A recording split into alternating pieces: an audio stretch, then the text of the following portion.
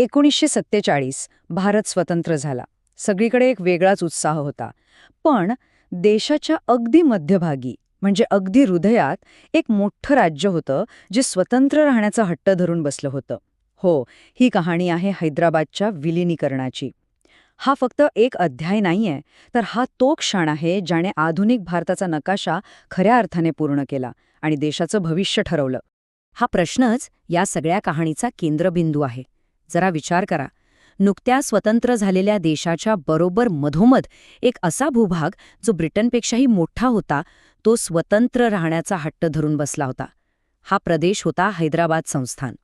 आणि हाच तो पेच होता ज्याने संपूर्ण देशाला अक्षरशः चिंतेत टाकलं होतं. तर हा पेच नेमका होता तरी काय? गोष्ट सुरू होते 1947 पासून. भारताला स्वातंत्र्य मिळालं खरं, पण हैदराबाद संस्थानामुळे एक मोठा संघर्ष उभा राहिला. हा संघर्ष होता एका राजाच्या स्वप्नाचा आणि त्याच्या जनतेच्या इच्छेचा. दोघेही समोरासमोर उभे ठाकले होते. म्हणजे बघा, हा संघर्ष कसा होता? अगदी दोन टोकांच्या इच्छांचा. एका बाजूला होता हैदराबादचा निजाम. त्याची महत्वाकांक्षा काय? तर आपलं राज्य एक स्वतंत्र राष्ट्र म्हणून टिकवायचं. आणि दुसऱ्या बाजूला तिथली बहुसंख्य जनता. त्यांची एकच इच्छा होती, नव्याने तयार झालेल्या भारतीय संघराज्याचा भाग बनायचं. आता हे स्पष्ट होतं की हा जो तिढा आहे ना, तो काही फक्त बोलून किंवा चर्चेने सुटणार नव्हता. आणि ही काही फक्त निजामाची इच्छा नव्हती नाही. त्याने तर त्यासाठी वेगाने पावलं उचलायला सुरुवात केली होती.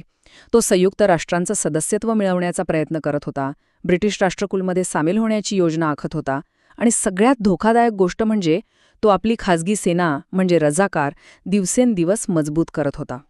हा जो राजकीय संघर्ष होता ना, तो खूप लवकरच एका भयानक मानवी संकटात बदलला. आणि याचं मुख्य कारण होतं रजाकार. रझाकार म्हणजे नक्की कोण होते हे? सोप्या भाषेत सांगायचं तर ही निजामाची एक खाजगी सशस्त्र सेना होती. त्यांचं एकच काम होतं, जे कोणी विलिनीकरणाची मागणी करतील त्यांचा आवाज हिंसेने चिरडून टाकणं आणि सामान्य जनतेमध्ये इतकी दहशत पसरवणं की निजामाची सत्ता कायम राहील. आणि त्यांची क्रूरता ती अमानुष होती. त्यांनी मोठ्या प्रमाणावर लुटालूट केली, लोकांवर जीवघेणे हल्ले केले, स्त्रियांवर अत्याचार केले आणि सक्तीने धर्मांतर घडवून आणले. रजाकारांच्या या दहशतीमुळे हैदराबादमधली परिस्थिती अक्षरशः नियंत्रणाबाहेर जात होती. पण या सगळ्या अत्याचारांसमोर जनता काही गप्प बसली नाहीये.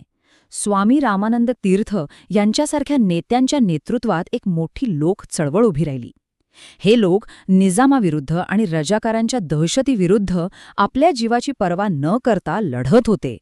हैदराबादमधली ही गंभीर परिस्थिती आता अशी होती की तिच्याकडे दुर्लक्ष करणं शक्यच नव्हतं. अखेर भारत सरकारला हस्तक्षेप करणं भाग पडलं.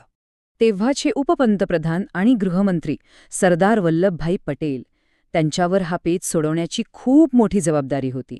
देशाच्या पोटात म्हणजे अगदी मध्यभागी एक स्वतंत्र आणि शत्रुत्वाची भावना असलेले राज्य असणं हे भारताच्या सुरक्षेसाठी अत्यंत धोकादायक होतं. आता प्रश्न होता की कारवाई करायची तरी कशी? आणि इथेच सरदार पटेलांनी एक खूप हुशारीचा निर्णय घेतला.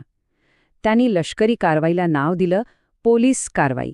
हे नाव देऊन भारताने जगाला एक स्पष्ट संदेश दिला की हा काही दोन देशांमधला लढा नाहीये, तर देशाच्या अंतर्गत कायदा आणि सुव्यवस्था प्रस्थापित करण्यासाठी उचललेलं एक गरजेचं पाऊल आहे. आणि मग सुरू झालं ऑपरेशन पोलो, ती निर्णायक पोलीस कारवाई ज्याने हैदराबादचा प्रश्न कायमचा सोडवला. आणि हे ऑपरेशन इतक्या वेगाने पार पडलं जसं की वीज चमकावी.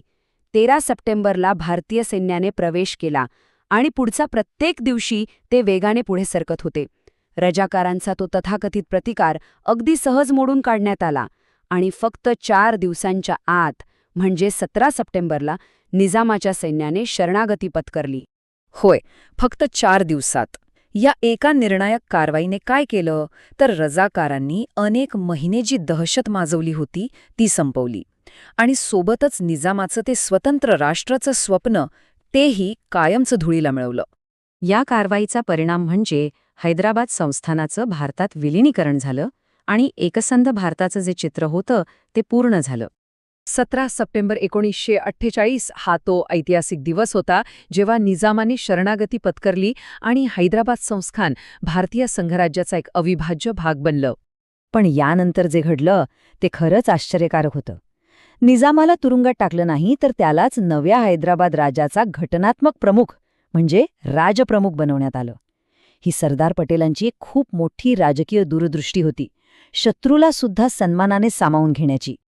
तर शेवटी हा प्रश्न उरतो की या एका घटनेने अखंड भारताचं स्वप्न कसं पूर्णत्वास नेलं. बघा, या घटनेने केवळ भारताचा नकाशाच पूर्ण केला नाही, तर एक शक्तिशाली संदेश दिला की भाषा, प्रांत किंवा धर्म यांवरून या देशाची विभागणी होऊ देणार नाही. या कारवाईने भारताच्या एकतेचा पाया अधिक मजबूत केला आणि एका नवीन एकसंध राष्ट्राचा उदय निश्चित केला.